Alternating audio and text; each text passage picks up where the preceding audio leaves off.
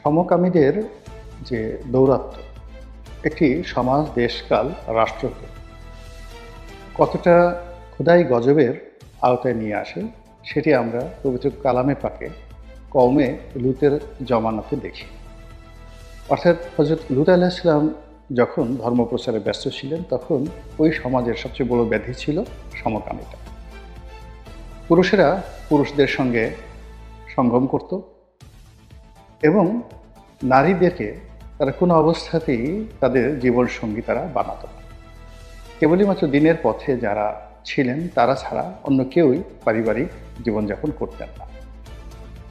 মহান আল্লাহ রাব্বুল আলামিন মানব চরিত্রের মধ্যে যে সকল মন্দ দিক রয়েছে সেই মন্দ দিকগুলোর মধ্যে এই সমকামিতার যে রোগটি, এটি একটি মানসিক রোগ।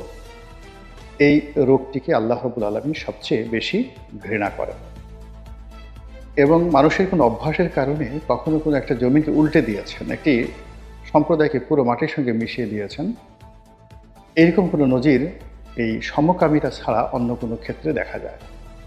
মানুষ পাগলামো করে, খুন করে, ধর্ষণ করে, রাহাজানি করে, চুরি করে, ডাকাতি করে, কিন্তু এই সকল কর্মের কারণে পুরো একটি জনপদকে আল্লাহ কখনো ধ্বংস করেনি। কিন্তু সমকামিতা যে সমাজে স্থায়ী রূপ লাভ করেছে সেই সমাজটি সম্পূর্ণভাবে ধ্বংস হয়ে গেছে এবং তারই একটা জাজল্যমান দৃষ্টান্ত হলো কওমে লূতের জমানা।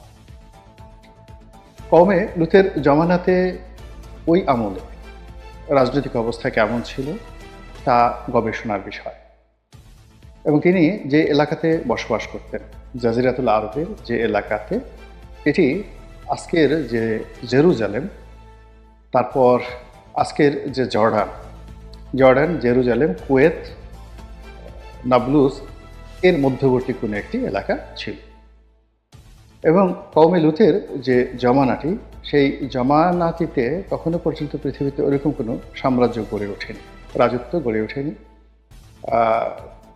এবং আমরা যে সভ্য দুনিয়া বলতে যখন থেকে জানি মহামতি সাইরাস, যেটাকে অনেকে হযরত জুলকারনাইন হিসেবে অভিহিত করেন, তার জমানা হিসেবে অভিহিত করেন, যেটিকে সাইরাস দ্য গ্রেটের জমানা বলা হয়, খ্রিস্টের জন্মের ৬০০ বছর আগে, কিংবা ধরুন তারও আগে, the first emperor of history, তাকে বলা হয় সারগন দ্য গ্রেট, কিংবা তারও আগে যখন রামসিস হযরত মুসা আলাইহিস সালামের জমানা ছিল, অর্থাৎ খ্রিস্টের জন্মের ১৩০০ বছর আগে। কওমে লূতের জমানা তারও আগে। কথাগুলো বললাম এই কারণে যে তখনও পর্যন্ত পৃথিবীতে রাজতন্ত্র, রাজার শাসন বা রাজনীতি তখন ওভাবে স্থায়ীভাবে কাঠামোগত রূপ লাভ করেনি। তো পৃথিবীতে যেখানে যেখানে রাজত্ব লাভ করেছে, কাঠামো লাভ করেছে, তখন সেই রাজত্বের উপরে সমকামীরা প্রভাব বিস্তার করেছে, রাজার উপর প্রভাব বিস্তার করেছে, এরকম ঘটনা কিন্তু আমরা জানি না। অনেক রাজার ঘেটুপুত্র ছিল, অনেক রাজা আমাদের এই বাংলাদেশেও অনেকের, বিশেষ করে ভাটির অঞ্চলে অনেক জমিদার ছিলেন যারা তাদের যৌনসঙ্গী হিসেবে স্ত্রীদের সঙ্গে সঙ্গে আবার পুরুষদেরকেও রাখতেন।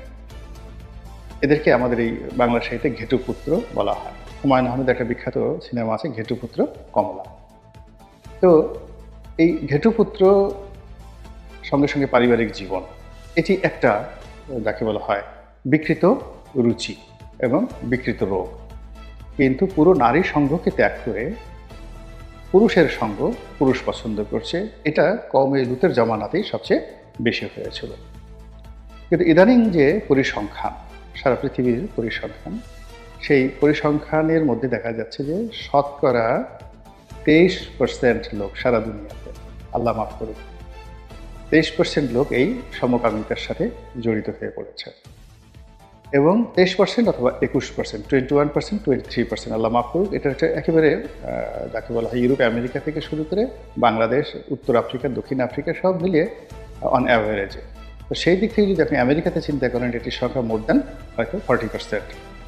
আমেরিকার পরে যদি ইউরোপে আসেন সেখানে হয়তো সংখ্যা অনেক বেশি, কিন্তু আমাদের দেশে ওইভাবে বাড়েনি। কিন্তু গ্লোবালি একটা যে জেনারেল যে গড়পড়তা, সেই গড়পড়তাতে 21% অথবা 23%, এটা আমি একটা ডাটাতে দেখলাম যেখানে এই সমকামিতা চলছে।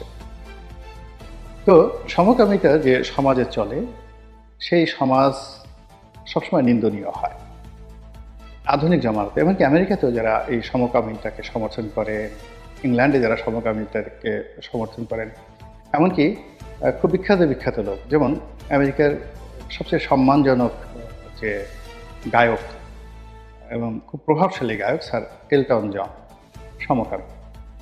তো এই যে সমকামী, কিংবা ধরুন এই মুহূর্তে পৃথিবীর যে কয়েকজন জ্ঞানী ব্যক্তি রয়েছেন তাদের মধ্যে নোয়া হারিরি, বিখ্যাত বক্তা অধ্যাপক নোয়া হারিরি, ইহুদি, ইসরায়েলে বসবাস করেন, একজন সমকামী।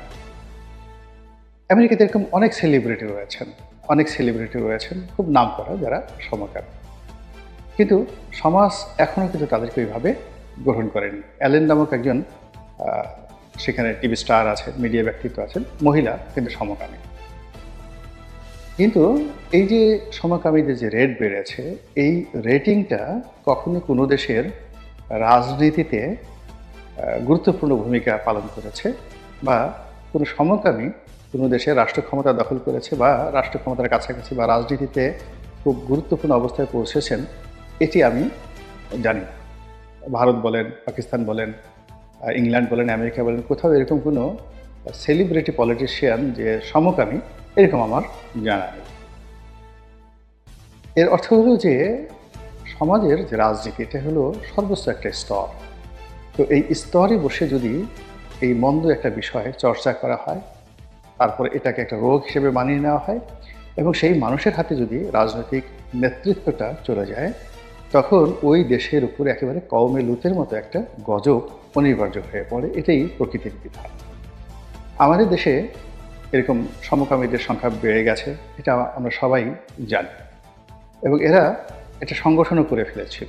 সেই সংগঠনটা আছে, আমার মনে নেই, এই মন্দ বিষয়গুলো নিয়ে আলোচনা না করাই ভালো। তো এদের একটা সংগঠন আছে, তারপরে তারা এই ধরনের কর্মকাণ্ড করে, একসাথে তারা বসবাস করে, এবং অনেক পুরুষ এরকম সমকামীদেরকে দেহদান করে। অনেক ধনী সমকামী পুরুষ আছে এই শহরে যাদেরকে দেহদান করে অন্য পুরুষ, এরকম পুরুষ পতিতা রয়েছে। আবার নারীদেরকে দেহদান করে, এরকম পুরুষ পতিতা রয়েছে। এই সমাজে অনেক বিকৃত দিকগুলো চালু হয়েছে। কিন্তু এত কিছুর পরেও আমাদের মূল ধারার যে রাজনৈতিক দলগুলো রয়েছে, সেখানকার নেতৃত্বের পর্যায়ে কোনো স্বীকৃত সমকামী সামনের সারিতে এসেছেন, নেতৃত্বের পর্যায়ে এসেছেন, এটি আমরা কখনো শুনিনি। কিন্তু এই জমানাতে, অর্থাৎ জুলাই আগস্ট বিপ্লবের পর বারবার শুধু রাজনীতির নেতৃত্বে সমকামীদের আধিপত্য, সমকামীদের বাড়াবাড়ি, এটি এখন স্পষ্ট, কারো নাম বলার দরকার নেই। এগুলো একেবারে স্পষ্ট হয়ে পড়েছে, বিশেষ করে তরুণ প্রজন্মের মধ্যে। এবং এই সমকামিতার এই রোগটি এমন একটা জায়গাতে এখন নিয়ে গেছে যে অনেক বড় বড় মানুষ, তাদেরকে এই অপবাদ ইদানিংকালে দেওয়া হচ্ছে যে এই মানুষটি সমকামী। এখন এটি হয়তো একেবারেই অসত্য, কিন্তু যেহেতু এটা একটা মহামারী আকারে দেখা দিয়েছে আমাদের সমাজে, ফলে কাউকে ছোট করার জন্য, কারো ক্যারেক্টার অ্যাসাসিনেশনের জন্য তাকে যদি একটা সমকামী, যাকে বলা হয়, ট্যাগ লাগিয়ে দেওয়া হয়, তাহলে সেই লোকটি দুনিয়ার একেবারে সবচেয়ে অসহায় একটি অবস্থায় পড়ে যায়। তদ্রূপ আমাদের এই বাংলাদেশে এরকম এখন অনেক বড় বড় মানুষকে সমকামী হিসেবে ট্যাগ দেওয়া হচ্ছে, এবং তারা রাজনীতির অনেক গুরুত্বপূর্ণ জায়গাতে রয়েছেন। এবং এই বিষয়টি সত্য মিথ্যা যাচাই করার সময় নেই, কিন্তু কিছু আচরণ, কিছু কথা, কিছু অঙ্গভঙ্গি, তারপর তাদের পোশাক, ড্রেস কোড, তারপরে তাদের এলাকা, আমাদের দেশে দুটো জেলার লোকদেরকে ব্যাপকভাবে বলা হয় যে ওই এলাকাগুলোতে সমকামী লোকদের সংখ্যা বেশি। দুটো খুব বিখ্যাত জেলা নাম রয়েছে। তারপরে বিভিন্ন শ্রেণী পেশার মধ্যে একটি পেশাকে এবং একটি শ্রেণীকে সবাই খুব বদনজরে দেখে যে এই শ্রেণী পেশার বেশিরভাগ লোক ঘরে সুন্দরী স্ত্রী রেখে ছোট ছোট ছেলেদের শ্লীলতা হানির জন্য তারা দরকার হলে রক্তারক্তি কাণ্ড ঘটিয়ে ফেলে, অনেকে আত্মহত্যার মতো ঘটনা ঘটিয়ে ফেলে, অনেকে হত্যাকাণ্ডের মতো ঘটনা ঘটিয়ে ফেলে। একটা শ্রেণী এবং পেশার প্রতি আমাদের দীর্ঘদিন থেকে কিন্তু এই অভিযোগ ছিল। তাহলে জেলা এবং শ্রেণী পেশা, এখন এই বর্তমান যে রাজনৈতিক অবস্থা, সেই রাজনৈতিক অবস্থাতে জেলা, অর্থাৎ সেই যে দুটো জেলা এবং সেই শ্রেণী এবং পেশা বারবারই একেবারে শীর্ষে উঠে আসছে ক্ষমতার কেন্দ্রে চলে এসেছে এবং তাদের দাপট এবং তাদের দৌরত্ব এখন যে কোনো শ্রেণী পেশার চাইতে বেশি এবং যে কোনো জেলার চাইতে তাদের দাপট বেশি।